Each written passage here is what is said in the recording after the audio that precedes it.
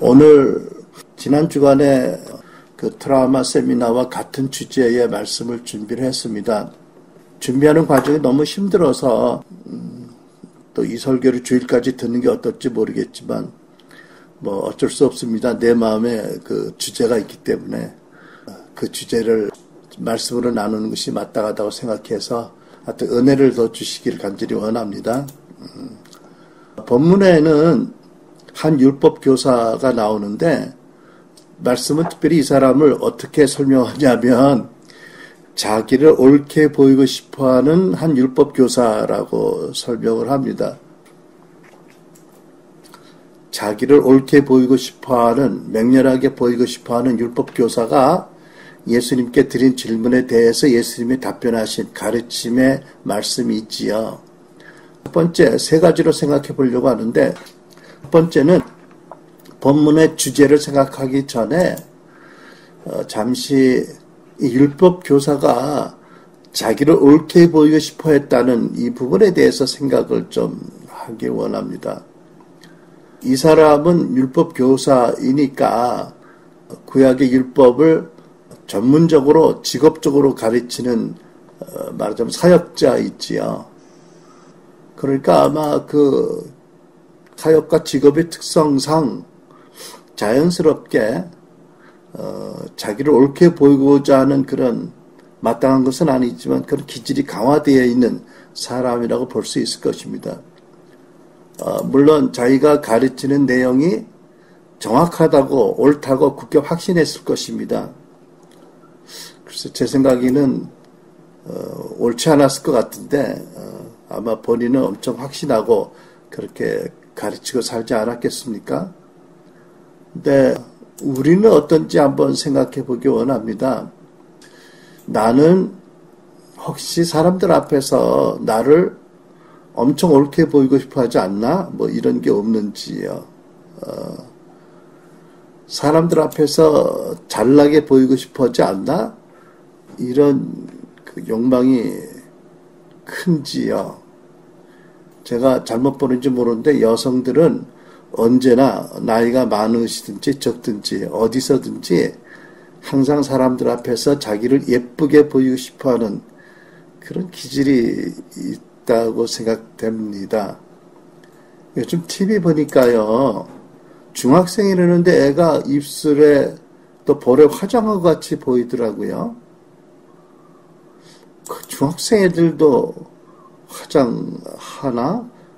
하기는 우리 딸들 그랬지요. 초등학교 고학년 되니까 엄마 몰래 뭐 이렇게 가지고 다니던 것 같은 기억이 있는데 차라리 대학생 되니까 안 하더라고요. 근데 한참 그렇게 하더라고. 근데 도대체 그놈들은 누구한테 이쁘게 보이고 싶어서 저러나 싶은 생각이 드는 거예요. 참 나도 많이 잊어버렸네요.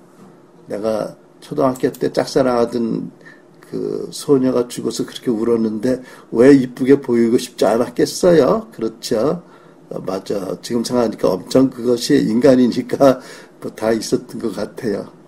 근데 아무튼 어른들이 예쁘게 보는 것은 중학교 아이들이 화장하는 그런 얼굴이 아닌데 아이들은 그걸 모르는 것 같아요. 그죠? 그러니까 이 율법교사도 하나님이 원하시는 것은 그런 게 아닌데 엄청 그런 것이 기질화되어 있는 사람인 것으로 보입니다. 근데 물론 여러분 남들 앞에서 이렇게 보이기 원하는 게 뭐 큰 잘못이다라고는 일반적으로 생각하지 않은 줄 압니다. 반대로 누가 남들 앞에서 자기를 그릇되이 보이고 못나게 보이려고 하는 사람이 있을까요? 만약 그런 사람이 있으면 대부분의 경우에 대인관계에 엄청 어려움을 겪지 않을까요? 또 남들에게 무시하는 죄를 짓게 하는 시험을 주는 경우도 있지 않을까 싶어요. 그죠? 하나님은 우리 마음의 속을 보시지만 사람들은 외모를 보니까 첫인상이 중요하고 뭐 이렇게 외관이 중요하고 매너가 중요한 거 우리가 당연히 상식적으로 압니다.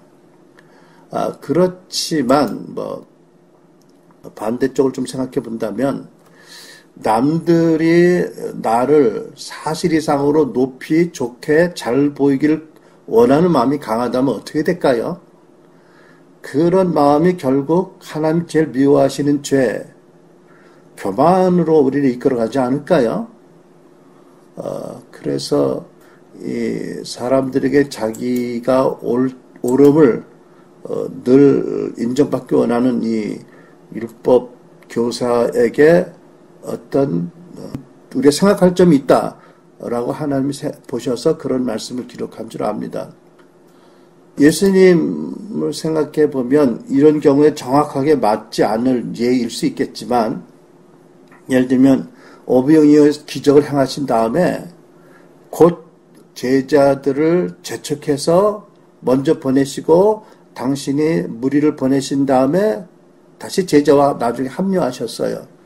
왜 그러셨을까 생각해 본 적이 있는데, 혹시 오병이의 기적을 직접 목격하고 경험한 무리들이, 군중들이 흥분해서 지나친 생각을 할까봐, 예를 들면 드디어 우리의 메시아가 여기 계시는구나, 이분을 왕으로 삼자, 그래서 우리가 이 굶주림에 두려움에서 해방되자, 우리가 이분의 친백성이 되자, 내가 그분의 나라의 자리를 하나 차지하자, 이러고 막 나서는 사람들이 생길 것 같아서, 또 베드로같이 그런 기질의 사람들이 또 동참할까봐 먼저 제자들 보내게 하시고 무리들 빨리 보내게 하시고 주님이 또 산에 올라가서 기도하셨지 않았을까, 이런 생각을 해봤는데요.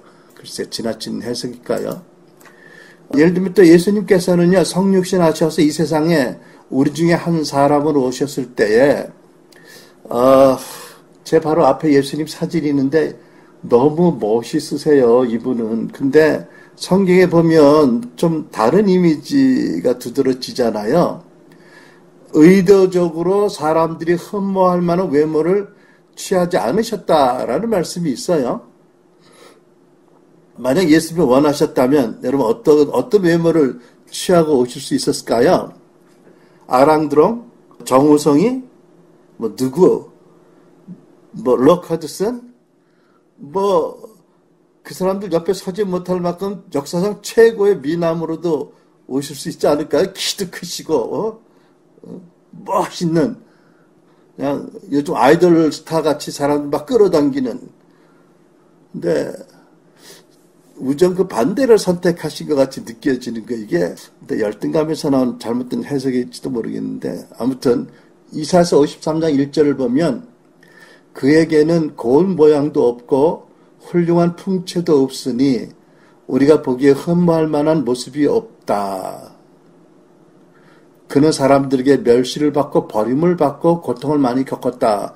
이 말씀을 보면, 그래서 복음서는 예수님의 외모에 대해서 별다른 기록이 없는데 구약의 이 예언을 보면 그런 그 외적으로 흠모할 만한 썩 한눈에 띄는 육신적인 매력에 끌리는 그런 분위기, 그런 외모를 안 가지신 것 같아요. 사도 바울도 이런 말씀을 남기셨어요. 사람들이 당신을 지나치게 높여 생각하는 것이 싫어서 약함을 자랑한다, 이렇게 말씀하잖아요. 그리고 이건 사도 바울의 이해입니다. 서신서에 기록되어 있는데 이게 하나님의 직접적인 계시인지 사도 바울의 이해를 기록한 것인지 잘 모르겠는데, 그는 이렇게 이해를 했어요. 주신 계시가 너무 크고 놀라워서 하나님이 나를 교만하지 않도록 내 육체에 가시를 주셨다, 이렇게 말씀하잖아요. 고린도서 12장 6절로 7절. 만일 내가 자랑하고자 해도 어리석은 사람이 되지는 않을 것입니다. 그 이유는 내가 참말을 할 것이기 때문입니다. 그러나 나는 자랑을 그만두겠습니다. 이는 어느 누구도 나를 보는 것이나 내게 듣는 것 이상으로 나를 평가하지 않게 하기 위한 것입니다. 받은 계시들이 지극히 큰 것을 인해 나로 교만하게 않게 하시려고 내 육체에 가시 곧 사단의 사자를 주셨습니다. 이는 나를 쳐서 교만하지 않게 하시려는 것입니다. 글쎄요, 사도 바울의 서신서에 기록된 말씀이니까 틀린 것은 아닌 것 같은데 글쎄 사도 바울의 이해가 아닌가 하는 생각도 있긴 있습니다. 아무튼 중요한 점은 사도 바울은 아무라도 나를 지나치게 평가하지 않는 것을 원한다. 그래서 오히려 날 낮춘다. 이런 것이 그분의 근본 태도였다고 생각을 합니다. 그래서 여러분 이 율법교사가 자기를 옳게 보이려고 하는 율법교사라고 소개되고 있는데 우리 안에 이런 육신성이 있는 것은 아닌지 이것은 우리가 주의할 것이고 이런 것이 있다면 이것도 십자가에 못 박아서 죽게 하고 겸손하고 정직한 그런 그 사도 바울 같은 태도와 주님의 마음을 구해야 될 부분이라고 생각합니다. 왜냐하면 육신으로 이루어지는 것은 육신의 열매를 맺게 되는 거잖아요. 물론 뭐 사람이 살다 보면 또 심지어 사역하다 보면 뭐 이런저런 것들이 다 작동을 하겠지만 본인으로서는 우리로서는 이런 것들을 극히 삼가야 될 부분의 하나라고 보여져서 이렇게 나눕니다. 두 번째입니다. 본문으로 돌아가서 율법교사가 예수님께 드린 질문에 대해서 생각을 합니다. 이 전문적이고 직업적인 율법교사에게는 제가 보기에 아직 본인이 답을 찾지 못한 근본적인 질문이 있었습니다. 아마 그 때문에 율법교사가 예수님을 찾아온 것이 아닌가 이렇게 이해가 됩니다. 그리고 기회를 타서 예수님께 이것을 질문한 것이라고 생각합니다. 제 생각으로는 이 질문은 그 율법교사 한 사람의 문제가 아니고요. 최소한도 그 당시 이스라엘 사람들 거의 대다수가 찾고 알고 싶어 했지만 아직 답을 찾지 못한 문제였다고 믿습니다. 그게 뭘까요? 그것은 이것입니다. 이 구약의 말씀을 전문적으로 가리키는데 구약에 많은 율법들이 기록되어 있잖아요. 흔히 무엇을 하라? 이렇게 하지 말라라는 형식으로 또 그 외에 많은 형식으로 기록된 많은 계명과 율법들이 많이 있습니다. 그런데 정직하게 생각해 보면 사람들은 그 많은 율법을 다 항상 동시에 온전히 지킬 수가 없어요. 다 하나님의 말씀이고 다 순종해야 될 말씀이지만 다 지키지 못한다면 무엇을 우선적으로 지켜야 할 건가? 뭐 그것을 알고 싶었던 것 같습니다. 그래서 이 사람이 그 질문을 이렇게 이제 이런 형식으로 묻는 거지요. 무엇을 하여야 영생을 얻겠습니까? 그러니까 다시 말하면 이 많은 율법 중에 정말 안 지키면 영생 못 받을 말씀은 무엇이고 아닌 게 무엇입니까? 이렇게 질문한 게 아닐까요? 또 어떻게 보면 이 율법 교사는 전문적인 교사로서 이 대답의 반은 알고 있었던 것 같아요. 그러니까 예수님이 역질문하시니까 답변하잖아요. 27절에 기록된 말씀처럼 마음을 다하고 목숨을 다하고 내 힘을 다하고 내 뜻을 다하여 주 너희 하나님을 사랑하여라. 또 내 이웃을 내 몸같이 사랑하여라. 근데 그 당시 이제 바리새인들의 가르침도 율법교사의 가르침들이 굉장히 왕성했는데 하나님을 사랑하는 데는 부족이 없다고 느꼈는지 모르겠어요. 그것도 위대한 착각이겠지만 그러나 이제 보이지 않는 하나님과의 관계보다도 보이는 이웃과의 관계에서 이웃을 내 몸같이 사랑하라는 말씀을 어떻게 실천해야 되는 것인지 굉장히 중요하니까 이 말씀을 행하지 않으면 영생을 받지 못할 것 같은데 이게 너무 광범위하기도 하고 감당이 안 되는 말씀이어서 그래서 예수님이 맞다 네 대답이 옳다 하니까 그러면 내 이웃이 누굽니까? 이렇게 이제 다시 좁혀서 질문을 합니다.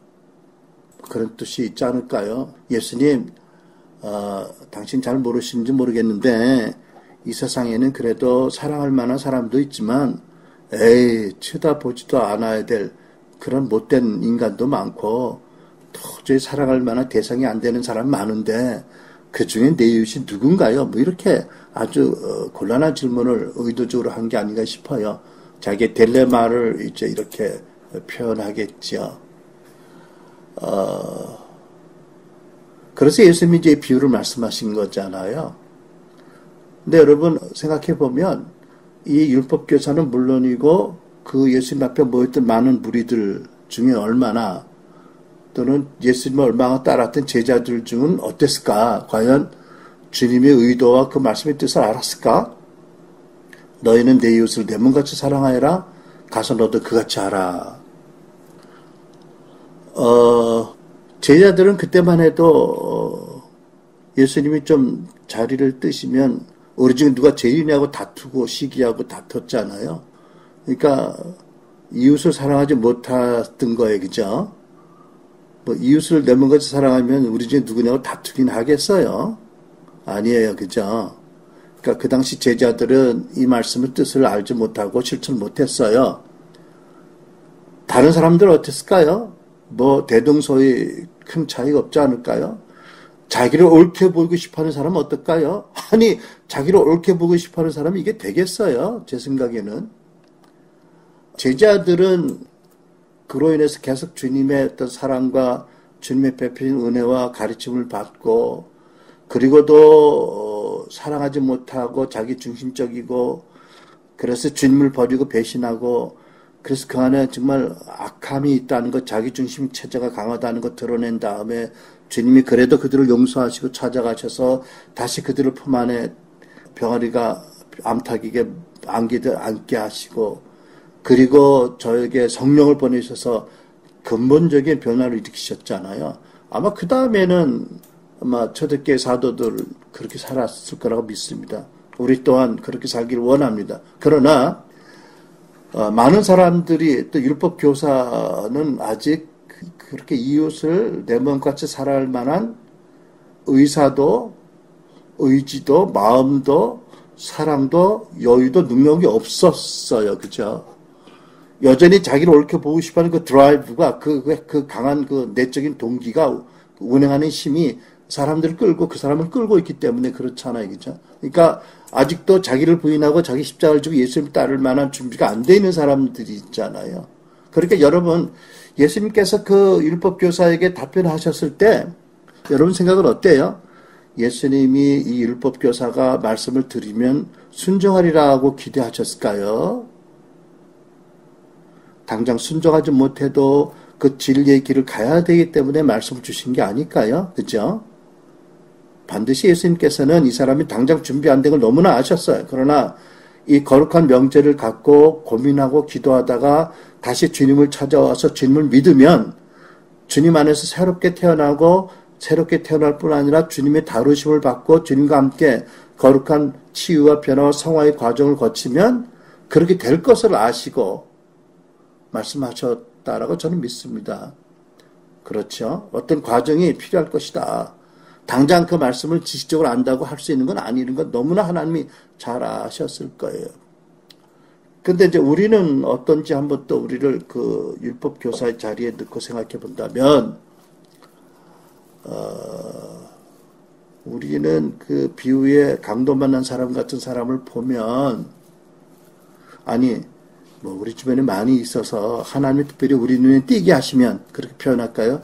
우리 눈에 띄게 하시면, 인도하시면, 그 사람에게 다가가서 가까이 다가가서 살펴보고 정성으로 돌봐주고 단기간이라도 그리고 또 전문적인 어떤 곳에 이렇게 넘겨드리는 뭐 보내는 그 과정이라도 할 준비가 마음이 여유가 능력이 사랑이 있는지요. 하여튼 이 질문을 또 돌아와서 생각해 보겠는데 더 근본적인 질문이 하나 있을 수 있습니다. 여러분 구약시대 사람들은 어떻게 하나님의 구원을 받았을까요? 그러니까 뭐냐면 이 율법교사가 묻잖아요. 무엇을 행하여야 어떤 율법을 실천해야 어떤 행동을 해야 무엇을 행해야 행위로 구원을 얻겠느냐고 물어보는 거잖아요. 그죠? 그러니까 우리는 답변을 알아요. 우리는 어째 믿음으로 예수를 믿음으로 구원받는다. 근데 이 사람은 무엇을 행해야 구원받겠냐고 이렇게 묻는 거예요. 그러니까는 예수 모시기 전까지 구약의 이스라엘 사람들이 대부분 이 질문을 가지고 있었던 것 같아요. 그죠? 뭐, 그럴 수밖에 없죠. 오실 메시아에 대한 복음이 구약에도 뭐, 율법에도 여러 가지 시편에도 다 기록되어 있지만, 아직 우리 같이 이렇게 지나간 사건을 성령 안에서 보는 게 아니니까 말하자면은 상당히 그 온전히 계시가 되기 이전에 선지하신 그리스도를 보게 하는 말씀을 이제 믿었으니까 그럴 수밖에 없다고 생각을 합니다. 근데 이제 우리가 이제 스스로에게 물을 질문이 뭐냐면, 그러면 구약 시대의 사람들은 어떻게 구원받았을까?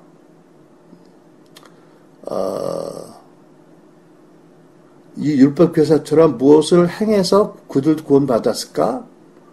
모세나 아브라함 또 다윗 모두 어떻게 구원받았을까? 십계명을 잘 지켜서 제사법을 잘 지켜서. 근데 십계명 주시기 전에 이전에 있었던 아브라함 같은 세대들은 십계명도 없었는데 어떻게 구원받았을까? 여러분 어떻게 생각하세요? 나는요, 이미 암시를 충분히 드렸지만 그들도 하나님의 모든 말씀 안에 있는 예수 그리스도를 바라보는 믿음으로 구원받았다고 믿습니다. 십계명에도 있고 구약의 제사법에도 있고 또 명료하게 전해진 선지자의 메시지 말씀에도 있고 모든 구약 말씀이 오실 메시아를 가르치는 말씀이었다. 그러니까 구약 성도들의 믿음의 근거는 뭐냐면 오실 메시아를 알게 하는 하나님의 말씀이다. 그것을 믿었다는 거지요. 그러니까 예를 들면 창세기 15장 보면 십계명 이전에 아브라함이죠. 15장 5절로 6절 보면 이런 말씀이 있어요. 여호와께서 아브라함을 밖으로 데리고 나가서 말씀하셨습니다. 하늘을 올려다 보아라. 별을 세어 보아라. 과연 셀 수가 있겠느냐? 그리고 여호와께서 말씀하셨습니다. 내 자손도 이와 같이 될 것이다. 아브라함이 여호와를 믿었습니다. 그래서 여호와께서 아브라함의 그런 믿음 때문에 그를 의롭게 여기셨습니다. 굉장히 중요한 말씀이에요. 그죠? 하늘의 별같이 저 많은 후손이 있을 것이다. 누구를 통해서 장차 태어날 예수 그리스도 아브라함의 후손을 통해서 오실 메시아를 통해서 만민이 구원받으면 믿음의 조상이 될 아브라함 너희 후손이 저렇게 많을 것이다 했더니 그걸 믿은 거예요. 그 믿음은 결국 오실 메시아를 간접적으로 믿는 믿음이잖아요. 그죠? 우리가 갖고 있는 지적적인 신앙 고백이 아니라도 그거를 보고 하나님이 그를 죄 없다 의롭게 여기셨다 하고 구원하신 거지요. 그러니까 여러분 구약의 성도들은 행함으로 구원받았다? 아니요. 그들도 오실 메시아를 증거하는 하나님의 모든 말씀, 제사법에까지 들어가 있는 이런 모든 말씀을 믿는 믿음으로 구원받았다. 행함이 아니었다. 라는 것을 바로 이해했으면 좋겠어요. 자, 결론적으로 이제 세 번째 다시 본문으로 돌아갑니다. 본문을 보니까 길을 가다 강도를 만나서 매를 맞고 벌거벗긴 당하고 거지만 죽게 되었는데 버려진 사람, 그리고 그를 도와줄 만한 사람들이 지나갔는데도 외면당한 그 사람의 상처를 뭐라고 표현했을까요? 트라우마라는 단어로 표현을 했어요. 기억이 생각나는데 밴쿠버의 어떤 치매 노인이 집을 나가서 얼마를 찾아도 못 찾았는데 몇 달 후에 찾았는데 짐승이 뜯겨 먹은 상태로 찾아줬다. 여러분 이 사람 거의 죽게 돼서 버려졌으면요. 여러 사람이 지나가서 외면했는데 선한 사마리안이 안 가면 저절로 죽거나 짐승이 뜯겨 죽었을 거예요. 그죠? 어쨌든 그 사람의 상처를 그 선한 사마리안이 가서 보고 돌봐준 그 상처를 트라우마라는 단어로 기록했습니다. 트라우마라는 단어의 뜻은 아주 명쾌합니다. 상처입니다. 상처. 근데 이제 우리가 상처라는 단어를 많이 쓰지 않아요. 근데 이제 통상적으로 보면 이 트라우마라는 단어는 우리가 보통 쓰는 그 상처라는 것보다 더 심한 상처에 쓰인다라고 우리가 알 수 있게 됩니다. 또 사실 상처라는 말이 사람마다 다 의미가 다르고 다 주관적이어서 애매한 표현이긴 해요. 그죠? 그러니까 어떤 사람에게는 그 상처가 아주 중하고 어떤 사람은 상처라고 얘기해도 그렇게 중하지 않을 수도 있고 또 생각해보면 같은 상황이어도 어떤 얘기는 큰 상처가 되고 어떤 얘기는 별 상처가 안 되는 그런 많은 그 예들이 있잖아요. 하지만 대부분의 상처는 적절하게 치료받지 않으면 점점 악화되지요. 뭐 잘못하면 사소한 것 같은데 죽음에 이르게 하는 경우도 많아요. 예를 들어 파상풍 같은 경우에 그렇죠. 외적으로 보기에 처음에 별거 아닌 것 같지만 속히 적절한 치료받지 못하면 죽잖아요. 근데 또 어떤 상처는 특별히 치료 안 해도 잘 낫습니다. 그래서 우리 손주들 보면 다치면 밴데지를 찾아요. 밴데지 반창고. 근데 걔들은 밴데지만 붙이면 나는 줄 알아. 약을 안 붙여도 그냥 밴데지만 붙이면 나는 줄 알고 또 나아. 그래서 우리 캐나다 애들은 약 쓰는 걸 싫어해서 그런지 나 같으면 밴데지도 연고 좀 발라주겠건만 항상 밴데지 맹걸로 붙여줘. 나아요. 그런 경우도 있잖아요. 그러나 또 별거 아닌데도 마음에 상처가 깊이 남는 경우도 있고요. 그러니까 트라우마의 후유증은 다 다를 수 있다. 이런 것을 우리가 알게 될 수 있고요. 또 같은 사람이라도 그 시기나 환경이나 때, 또 성장 어느 단계인지, 또 뭐 적절한 치유가 있었는지 돌봄이 있었는지 따라서 결과는 많이 다를 수 있다는 걸 압니다. 그리고 또 교회에서 보면 많은 성도들이 또 뭐 가벼운 상처, 어떨 때는 심각한 일로 충격도 받지만 또 적절하게 치료를 이렇게 받지 않아도 기도하면서 또 중보 기도를 통해서 또 하나님의 은혜로 많은 경우 위로받고 극복하는 경우가 많이 있어요. 그렇죠? 하지만 또 알고 보면 어떤 성도들은 외적으로는 아무렇지 않은 것 같이 잘 지내는 것 같이 보이지만 내적으로는 또 관계면에서 상당히 후유증을 앓고 있는 이들도 많이 있어요. 뭐 그런 분들 중에서 어떤 분들은 뭐 사는 게 다 그렇지 않나? 뭐 인생이 그런 거지? 뭐 이러고 또 기도하고 은혜를 구하고 살고 또 어떤 분들은 뭐 평생 그렇게 살았으니까 뭐 상처를 끌어안고 사는데 익숙하니까 상처를 그냥 나의 존재 일부로 알고 사는 사람도 많이 있고요. 그것이 자기 자신이라고 생각하는 사람들도 의외로 많은 것 같아요.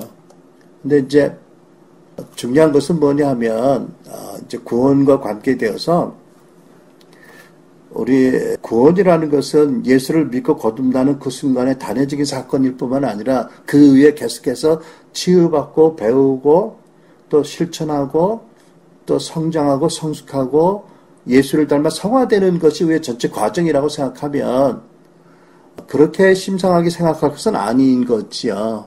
왜냐하면 상처가 있으면 어느 부분에 성장이 안 되는 경우가 있잖아요. 성장이 안 되고 또 관계가 막히게 되고 하나님이나 대인관계가.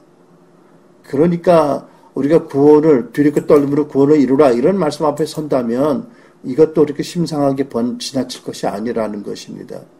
그래서 우리는 이 트라우마에 대해서 기초적인 그 믿음의 이해가 있어야 된다라는 것. 그래서 자기에게 적용할 것이 무엇인지 내 안에 어떤 트라우마가 있는지를 살펴봐야 될 것이다 라는 것과 아울러서 또 반대로 예수님께서 그 회중들에게 그 율법 교사에게 너도 가서 그렇게 하라고 하셨잖아요. 그럼 그 말씀이 결국 우리에게는 해당이 안 되는 말씀일까요? 아니요. 성경을 통해서 이 말씀을 읽는 우리에게도 예수님께서는 가서 너도 그와 같은 때 그같이 하라고 명령하신 거예요. 그러니까 이 비유에 나오는 사마리아 사람은 그 제사장과 레위인이 외면하고 지나쳤어요. 그 제사장과 레위인은 예루살렘에서 여리고로 내려가는 길이니까 반차를 따라 예루살렘 성전에 섬김을 마치고 내려가는 사람이에요. 근데 집에 갈 일만 남았어요. 근데 뭐가 바쁜지 하기야 뭐 여우 같은 마누라와 토끼 같은 새끼를 보는 게 급하겠지. 뭐 또 아니면 또 다른 이유도 있겠죠. 아무튼 이 사람들은 뭐 하나님을 섬기는 일에 지장을 받을까봐 또 반차의 순번을 지켜야 되는 의무감 때문에 그런 건 아니라는 거지요. 이미 이제 그 의무는 끝나고 가는 사람인데 어쨌든 그 사람을 외면했어요. 사실은 이 사람들이야말로 사역자들이니까 현대에 말하자면 마땅히 가서 도와줘야 될 사명감을 가져야 될 사람들이잖아요. 근데 아마 그러고 지나갔나? 저거 보니까 저 사람 우리 교회 교인이 아니야. 그러고 갔나? 혹시 저 사람 미국 사람 아니야? 이러고 갔을까? 흑인인가? 백인인가? 이러고 갔을까? 아무튼요. 근데 그 사마리아인은, 이 사마리아 사람들은 사실 보통 저 사람들에게 엄청 미움받고 멸시당하는 사람들이잖아요. 그런 설정이 참 놀라운 거예요. 주님의 비유의 설정이, 그죠? 그냥 이스라엘 사람이 아닌 거예요. 그렇다고 강도 만난 사람이 사마리아인인지 아닌지 모르겠어요. 근데 뭐 예루살렘에서 여리고 방향이라고 그러면 대부분이 확률적으로 사마리아 사람이 아닐 확률이 크겠죠. 어쨌든 대부분의 이스라엘 사람들에게 참 개같이 업신여김을 받는 그 정말 말도 안 되는 취급받는 사마리아 사람이 이 사람을 보고 지나치지 않고 측은한 마음을 가지고 가까이 가서 그 상처 트라우마에 올리브 기름과 포도주를 붓고 싸맨 다음에 자기 짐승 노새겠죠. 태워서 가까운 여관으로 데려가서 돌봐주었다. 그리고 다음날 떠나기 전에 2데나리온 큰 돈이죠. 그 당시 여관주인에게 주고 이 사람을 돌봐주십시오. 비용이 더 들면 내가 돌아오는 길에 갚겠습니다. 라고 말했다는 거잖아요. 근데 트라우마 세미나를 했습니다만 과연 내가 이 사마리안처럼 이런 기회에 이렇게 할 수 있을까? 제가 전에 그 광화문에 출근할 때, 그 교단 본부에 출근할 때, 광화문에 육교가 몇 개 있는데요. 참 매일 출근하는 입장에서는 참 쉽지 않은 게 뭐냐면, 어디 가도 한 사람씩 길목을 지키고 앉아 있어요.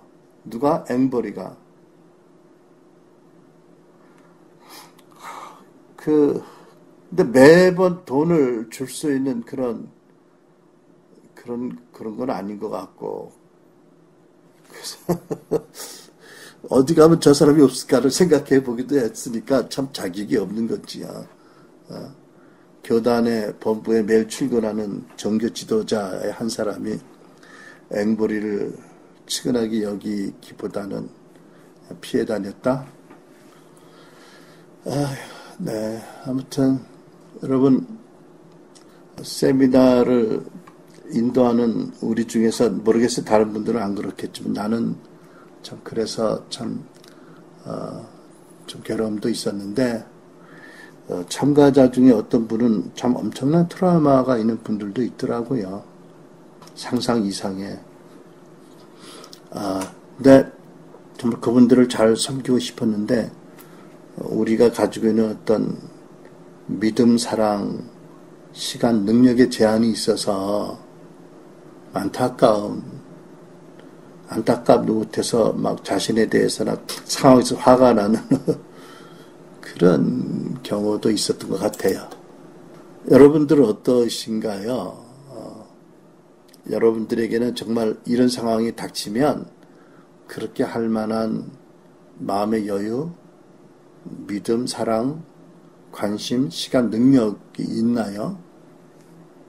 근데 하나님께서는 자기를 옳게 보이고 싶어하는 교사에게 이렇게 명하셨잖아요. 아니 우리 모두에게 가서 너도 그같이 하라. 우리에게 주신 명령이에요. 이제 이 명령에 실천하는 여러 가지 다양한 방법과 시기와 때가 방법과 시기와 이런 것들이 있겠지만, 이제 어떤 분들은 매달 정기적인 어떤 후원금을 보내거나, 그죠? 선한 사마리안 회, 있는 것 같고, 아무튼 컴패션, 적십자사, 이런 여러 가지 구호 단체에 정기적으로 헌금을 해서 이 말씀을 실천하는 한 방편을 하는 분들도 많이 있는 줄 압니다. 우리 교회도 뭐 적은 금액이지만 매달 일정한 금액을 보내서 간접적으로 어린이 구호에 동참을 하지요. 하지만 뭐 그 정도로 그걸로 다 했다 이렇게 말할 수 있는 건 아닌 것 같고, 특별히 하나님께서 이렇게 붙여주실 때, 그죠?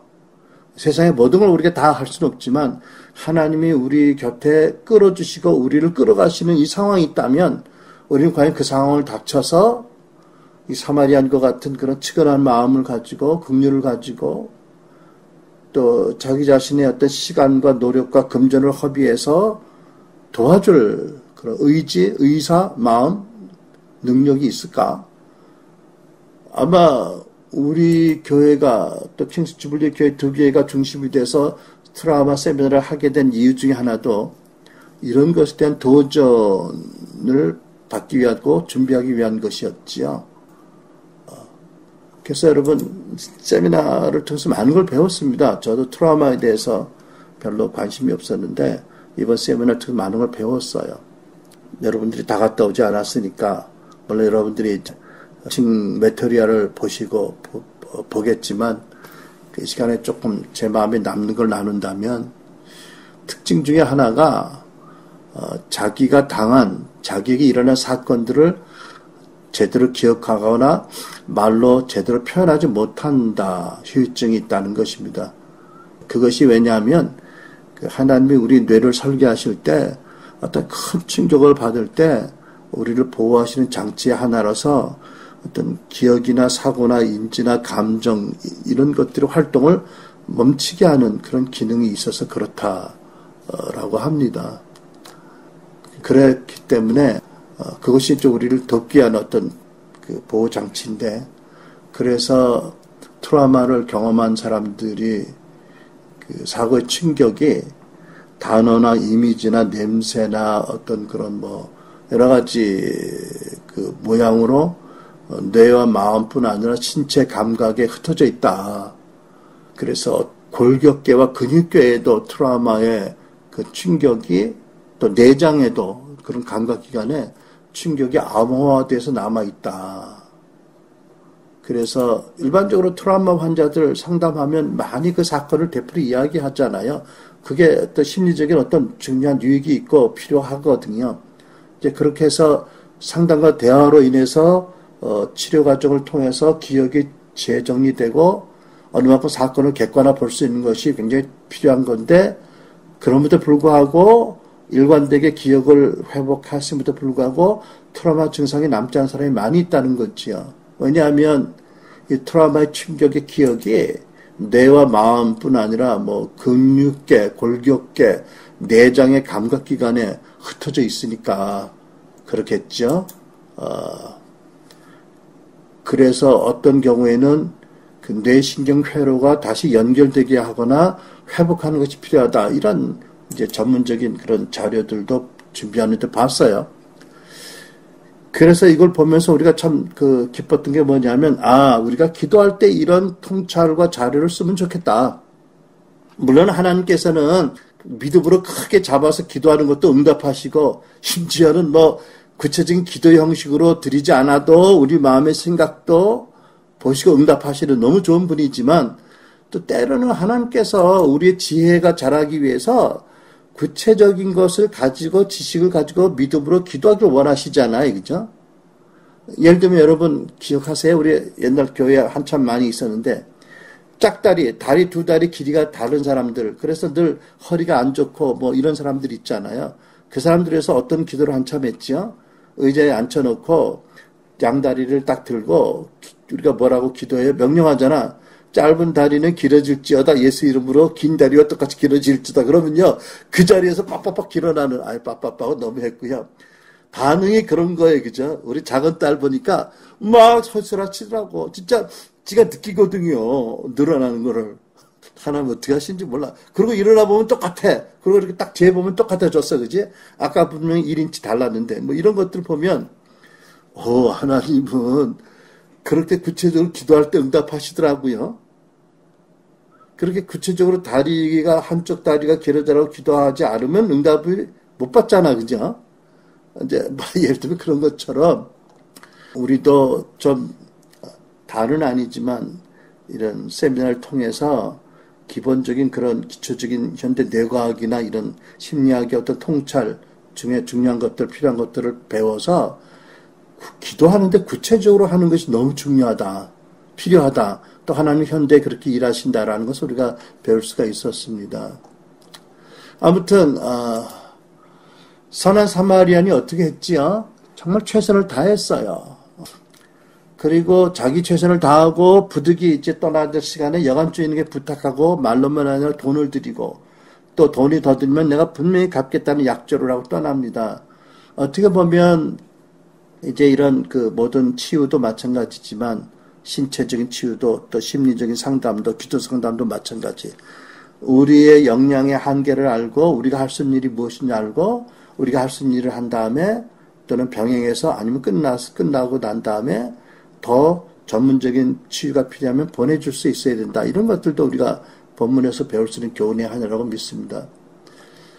또 한 가지는 우리가 뭘 배웠냐 하면 사람이 살다 보면 그렇더라고요. 트라우마를 많이 겪는데 사람마다 다 반응이 다르고 시유증이 다르지만 뭐 일반적인 크리스찬들 많은 분들 안에 트라우마 증세들이 있을 거예요. 근데 이제 그것이 하나님의 많은 은혜를 경험하고 하나님을 체험하고 함에도 불구하고 이제 그것이 치유되지 못하는 것들이 있는데 특별히 그런 것들을 치유받기 위해서 말하자면 트라우마로 생긴 우리 마음의 어떤 아픔이나 악한 세력이 자리 잡고 있는 어떤 요새를 허물기 위해서는 하나님이 이렇게 하라고 하신 많은 기도와 용서와 또 맹세와 또 근본적인 거짓말, 판단, 쓴뿌리 기대 이와 같은 일반적으로 사람들이 흔히 알지 못하고 지는 심각한 죄에 대한 치유의 말씀들을 주셨는데 이것들을 하나하나 적용해 가면서 기도할 때 그 트라우마 요새들이 무너지게 되고 하나님 놀라운 치유가 급속도로 일어날 수 있다라는 것을 배우게 된 겁니다. 저도 이번 세미나를 준비하고 하면서 의외로 많은 트라우마의 증세가 있는 걸 봤어요. 근데 어떤 뚜렷한 사건이 기억나는 것은 별로 없었는데요. 뭐 그것도 이제 디나이얼이라든지 또 의도적인 그런 기억의 차단 때문에 안 드러날 수도 있겠지만 그런 경우도 있고 우리가 흔히 말하는 그 비트라우마, 나쁜 일이 생겨서 갖게 된 트라우마도 있지만 더 근본적으로 우리 안에 있는 게 A 트라우마, 마땅히 우리 유아기, 우리의 생명의 초기 성장기에 받아야 될 사랑과 교훈과 돌봄과 격려와 이런 것들을 받아야 되는데 받지 못함으로 인한 느끼지 못하는 압박, 공허감, 거기에 채워지는 나쁜 것들로 인한 그런 후유증들이 있는데 저 같은 경우에도 비트라우마의 후유증도 있고 분명히 A 트라우마의 후유증도 있고 이런 것을 보았습니다.